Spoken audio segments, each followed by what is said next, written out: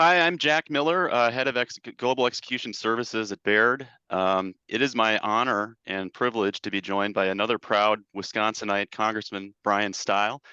Mr. Steil has represented Wisconsin's first congressional district since 2019. He is a member of the House Financial Services Committee, including subcommittees on capital markets and digital assets, financial technology and inclusion, and chair of the House Administration Committee. Congressman, welcome and thank you for joining us. Hey, thanks for having me on. Always good to be on with another cheesehead. Sounds good. Well, we just have a short time today. Just about 4 snaps, which is what Aaron Rodgers got with the Jets. So we'll dive right in, and maybe I can start by asking a question about your committee work in particular, particularly as chairman of the House Administration Committee. Can you just spend a few minutes describing the responsibilities and jurisdiction of that committee and any notable actions taken this year? Yeah, so between the Financial Services Committee and the Committee on House Administration, I describe it like I get to use both sides of my brain. And so Financial Services covers all the stuff that you guys work on. And then Committee on House Administration really runs the operations of the House. It picks up kind of a hodgepodge of issues, though, as well. So it's everything from the security and operations of the House to federal election law, copyright law, but a lot of the times making sure that we're trying to get this government open and operational on behalf of the American people. And so if you go back to COVID, so many things got shut down. I think that's true across the board. And as we came in, kind of coming back now, almost a full year ago, it was really the opportunity to rip the Band-Aid off and get things back to work. And that's probably the thing that I'm most proud of is the House in most of our society is back to normal. And that's a good thing. Sounds good. We're obviously we're recording this now less than 48 hours after the motion to vacate Representative McCarthy as Speaker of the House. So a lot going on right now. We also recognize that this is going to be viewed in about 5 days. So a lot of things are likely to happen between now and then. But regardless, we'd really like to just get your thoughts on the October 3rd events. Can you talk about, first of all, what happened, a brief overview of the facts, what happened and why, and then maybe get into your opinions a bit on what it says about the state of our government. Great question. So let me go back 3 days before that. We're heading into the end of the quarter, end of the month, which is the end of the fiscal year. That's Saturday. And myself, a number of others wanted to make sure we did not have a lapse in government funding, that we would have a federal government shutdown. And the negotiations to avoid that were really difficult. And we came into that Saturday, last day of September, and we moved a bill forward in the House of Representatives and gained broad bipartisan support. Ultimately, we're successful getting that through the Senate and signed by the president, and successful in avoiding a shutdown. And a shutdown is absolutely terrible for everybody. It's terrible for the American people. It's financially a bad idea because you end up spending more money to shut down than you do to keep it open and operational. And that's because everybody is simply earning back pay, but not working. And so when we got that through, there was a handful of people that would have rather seen us go into a shutdown. They believe that that provided stronger leverage to negotiate with the Senate and with the president as it relates to the spending in Washington and as a leverage point to secure the U.S.-Mexico border. At the end of the day, a subset of those folks that held that view went and voted for a motion to vacate. That says they went to the floor and said that we should remove Speaker McCarthy as Speaker of the House. It was obviously led by Matt Gaetz. And when push came to shove, they had 8 Republicans out of 222, so about 4% of the Republican conference that went along with them, and then 100% of the Democrats. And so that, to me, was really disappointing because I do believe that by keeping the government open, we did the right thing. We gave us and bought us a little bit of time to complete the negotiations on these really important spending bills and bought us time to really have a substantive and serious conversation about a whole host of policies, but probably none more important than securing the U.S.-Mexico border. But what's occurred is we were thrown into a bit of disarray, as you noted, by losing Speaker McCarthy, and now we're in the work of reestablishing a new speaker. But what does this really say? In some ways, I think the House of Representatives right now reflects the political discourse of the entire country. And so I think about families all across this country, go back a generation and a half, go back 50 years or so. And you can envision an uncle and a nephew screaming and yelling at each other about the issues of the day, whether or not we should be engaged in Vietnam, domino theory, draft deferments, the Tet offensive.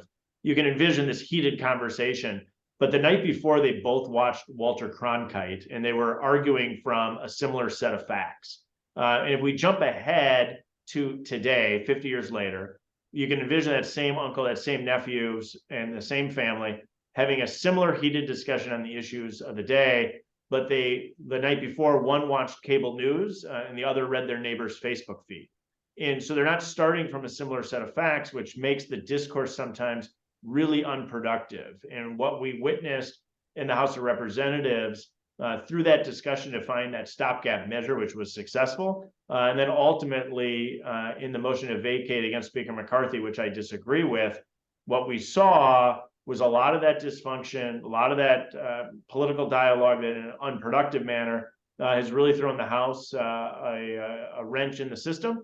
But ultimately, we'll navigate through this and we'll get back up in operational and really, hopefully, on with the work of the American people.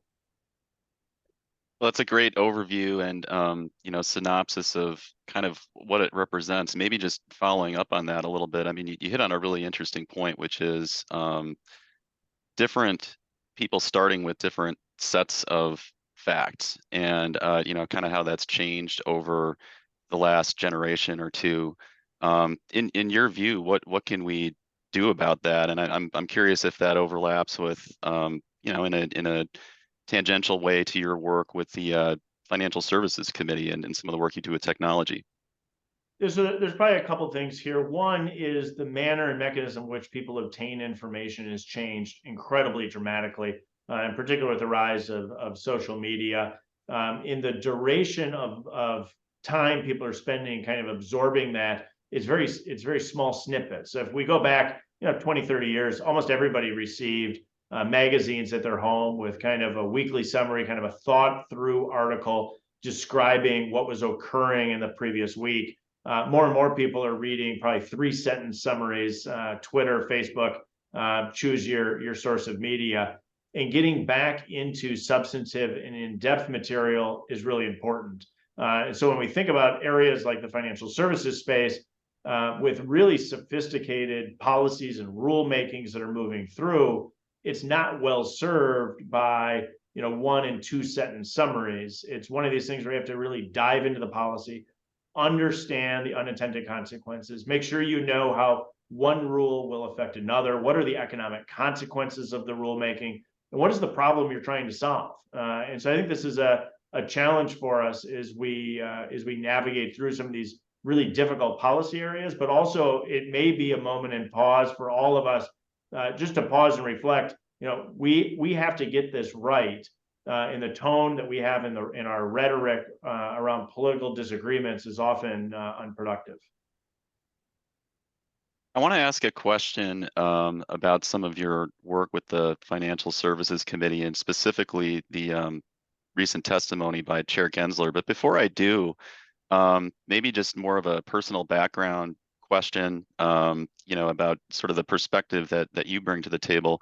You spent quite a lot of time in the private sector before entering Congress. Can you talk about that experience and what you did there, and maybe how that informs some of your views coming in with, maybe and differentiates some approach relative to some of your peers in Congress? So as noted, I came into office in 2019. I'd never served in public office before. The last time I ran for anything, I would tell people was 7th grade. And I won my 7th grade student council race, so in a joke, right? But I came from a business background. So I have a business degree, a law degree. I did a lot of legal work, a lot of business development work for companies in Wisconsin. One, Regal Beloit, which is now called Regal Rexnord, publicly traded, New York Stock Exchange. And assisted on some securities law work for them, and then worked as general counsel and secretary of a large plastics manufacturing company headquartered in Milton, Wisconsin, just north of my hometown of Janesville, Wisconsin. And what you see on the business side is how to really go in, solve a problem, how to get to an agreement. If you don't get a deal done in a business transaction, nothing happens. And I think far too many people come in with a government background into politics, which is kind of there for the sport of the fight rather than trying to truly and substantively solve problems. And then as it relates directly to the Financial Services Committee, my background, having worked in securities law, having worked for some sophisticated companies doing interesting transactional work and financial work, a real understanding of making sure that the Securities and Exchange Commission in particular is focused really on its core mission, the formation of capital and capital availability to businesses who are starting up, and the importance of a stable and well-run financial services market across the country. And so coming with a private sector background and understanding of the importance of the real plumbing of American capitalism, I think has really given me a benefit on able to be effective on a lot of the really important issues that the Securities and Exchange Commission is working on, and pushing back on a lot of the overreach of the Securities and Exchange Commission's rulemaking process, which has given me great pause under Chairman Gensler. Well, so talking about Chairman Gensler and the recent testimony this year, can you maybe just summarize some of the more notable responses as part of that process? And you've alluded to it a little bit in the preview to that with the prior question, but would love to just get your recap of that, and then also some thoughts on what it means and what your pushback or guidance might be around it. Well, Chairman Gensler has been running a very aggressive rulemaking process, so much so that I really gives me concern about how it's operating. And I kind of alluded to this, but I kind of look at a couple principles here that I think should give us pause. What are the problems that the Securities and Exchange Commission is trying to solve under some of the rules that they're moving forward? Two, how do all these rules interact with each other? The number and volume of rules, many of them quite significant, that are moving through the Securities and Exchange Commission, the understanding of how all of these rule changes coming through at one time, how they interact, I don't think has been given enough study and enough consideration. And then the third piece is the economic analysis that needs to be run when rules are going forward. One of the more recent rules, the economic analysis, gave a massive range as to what the economic impact would be, which to me says that that economic impact analysis was not sufficiently done. When you question Chairman Gensler on these topics, and he's come before the Securities and Exchange, he's come before the Financial Services Committee now multiple times, he's often not terribly straightforward in answering the questions. I'm concerned that he's driving forward an agenda that doesn't really align with the core mission of the Securities and Exchange Commission, as well as what the unintended consequences would be of many of these rules being implemented. I think earlier in your response, you used the word overreach, and now there's another follow-up here about the the interrelatedness and insufficient understanding of some of the unintended consequences of the rulemaking, which is certainly something that we talk about a lot in these forums. Is there anything though that is being missed? Any problems that should be being looked at that aren't? Kind of on the flip side. I like how you frame that in terms of what's the problem we're trying to solve. If maybe we're focused on some of the wrong problems, are there some problems out there that really would be a better use of the commission's time in your view? Well, I'm going to get in the weeds with you here, but I think that we have a real opportunity to examine how proxy advisors are providing advice and counsel to the voting structure of shares for some of our nation's largest companies. We really have a duopoly of proxy advisors, with ISS and Glass Lewis dominating this space. They're not both registered with the Securities and Exchange Commission, and so they're operating kind of in a gray space, but being uniquely important. You have a freedom of speech, and so it's not that they can't provide commentary. I just think we have to have a structure to it, and I think we would be better served in our capital markets if we did. In the same way that I think that analysts play a really important role in making sure that we're pricing stocks appropriately, I think most of us would be concerned if there were only two analysts covering all of our stocks, and those two analysts agreed with each other a lot. That would give everybody concern. But when we think of it on the voting side of the shares, from the corporate governance side of this issue, I don't think there's enough attention paid to the fact that there are two proxy advisors, often agreeing with each other, unregulated, and are really operating in a gray space as more and more equity ownership for regular folks who are saving for retirement have their funds really held by asset managers rather than shares they're voting for themselves, if you will. And so I think we have to really look at the broader corporate governance. And I think that's an area that I would love to see the SEC dive into. And I would note that Chairman Gensler actually gutted out the rule that previous Chairman Clayton had introduced. And so I have legislation in this space, and something I spend a lot of time thinking about and analyzing and looking at how we can strengthen U.S. capital markets. Maybe shifting gears a little bit, I mentioned earlier you do some work with digital assets. Obviously, really a new asset class, something that has been front and center in our conversations, and really an ecosystem that is still in the early stages of developing, certainly relative to something like U.S. equities, which is an incredibly robust and mature ecosystem where we really are dealing with these on the margin issues. Maybe can you just opine a little bit on your work there and what the agenda is, and how you think about that work in the context of your committees? Sure. So one of the things I think about is the way that we're talking about crypto right now is probably a little bit about how we talked about the internet in the early 90s, right? You talk to people that say, I'm investing in the internet. Well, okay, now as we look back, we have a much better understanding of what the internet is, how it works. I think we're at an early stage in crypto, and we're using the term in a blanket way to cover a lot of different things that will ultimately, though, underpin really Web 3.0 in a transformational way to digitize and tokenize value. And so making sure that we get the rules of the road right, I think is really important. And making sure that we allow that development to occur in the United States is really important. But then to get the government to step out of the way and allow the private sector to determine the best use for this. So on the Financial Services Committee, we put forward really the first substantive legislation as it relates to cryptocurrency. Does two key things: provides kind of a framework with how cryptocurrencies can come online, and then also a framework for stablecoins. So cryptocurrencies that are truly and substantively backed up by cash and cash equivalents. And so allowing that sandbox in particular as it relates to stablecoins allows us to begin the development work in the United States in a regulatory framework that gives people confidence and stability.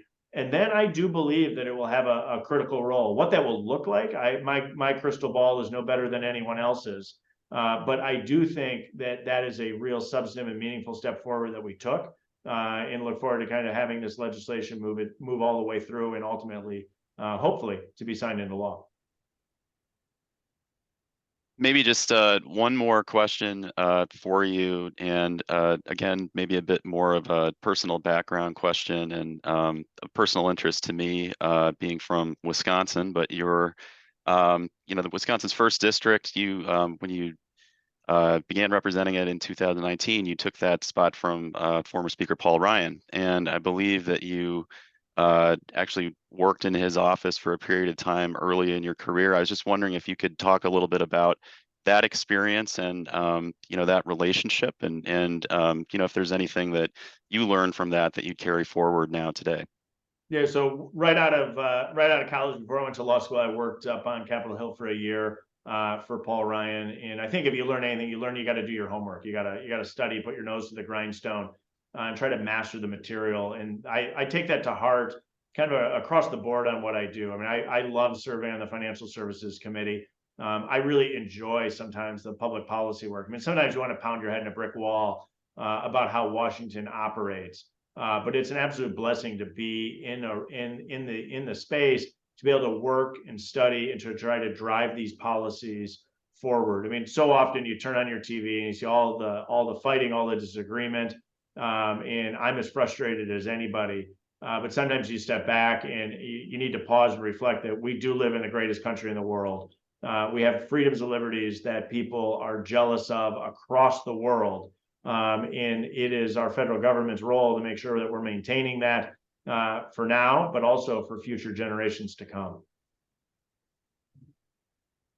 Congressman, appreciate the insights and your time. We know you're exceptionally busy calendar right now. So very much appreciate you joining us, and thank you again. Thanks so much.